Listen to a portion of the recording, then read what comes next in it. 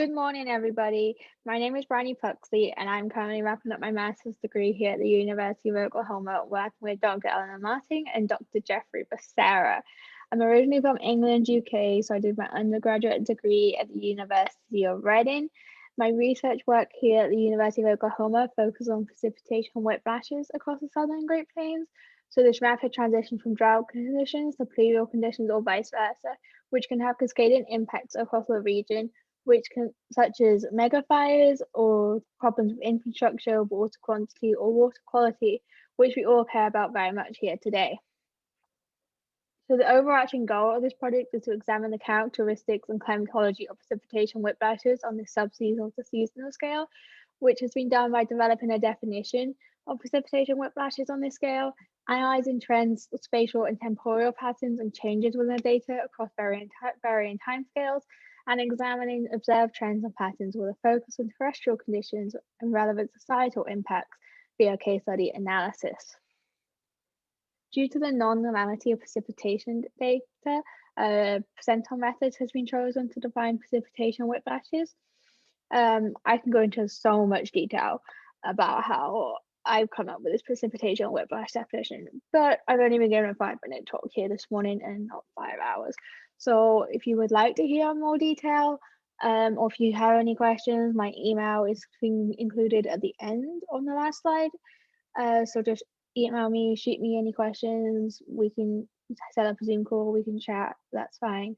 I love to talk about this all day. But the important things to note is that we've used a 30-day rolling sum of precipitation totals to define monthly periods, because as I'm sure we're all aware, the atmosphere doesn't care whether it's September 30th or October 1st.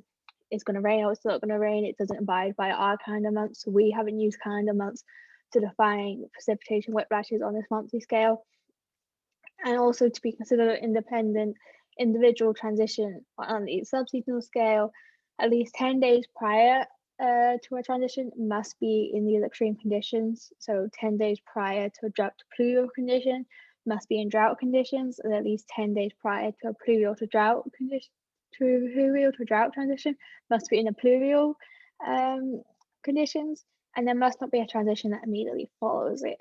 So it must be the last one in a series of transitions. For example, if day 1 to day 31 is showing a transition, day 2 to day 32 is showing a transition, day 3 to day 33 is showing a transition, but day 4, however, to day 34 is not showing a transition. It'll be day 3 to day 33 that goes into our database. Because it's very likely that day 1, day 2, day 3, they're all probably the same event. So we're just taking day 3 and putting that into our database. So the key findings from this study is that all years between 1981 and 2018 experienced a precipitation whiplash somewhere within the southern Great Plains, and that the fall season around September and October is when you're most likely to experience drought and pluvial transitions across the southern Great Plains, which is what you can see over here in this figure that I'm showing you on the right. I'm just showing you the pluvial to drought seasonal figure just for timing. On our y-axis, we have the average percentage of grid points that you see every year between 1981 and 2018, so average over those 38 years. And on our x-axis, we have the time of year, so between January and December, each day between that. And plotted over it in blue is our annual rainfall, average annual rainfall over the southern Great Plains. So what we can see is that there's this rapid drop off in from around October, November into this winter month. So we see a lot of transitions in the fall, and then it rapidly drops off into the winter, which follows this annual rainfall.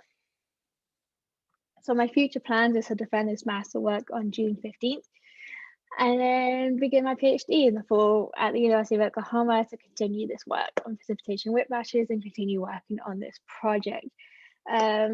My long-term career goals is to fill a leadership position somewhere along this boundary between hydrometeorology and social sciences. But yeah, just shoot me an email if you have any questions, or if you would like to attend my master's defense on June 15th, you're more than welcome to. I can send you the link once we have that all sorted. But yeah, thank you for listening, and just shoot me any questions.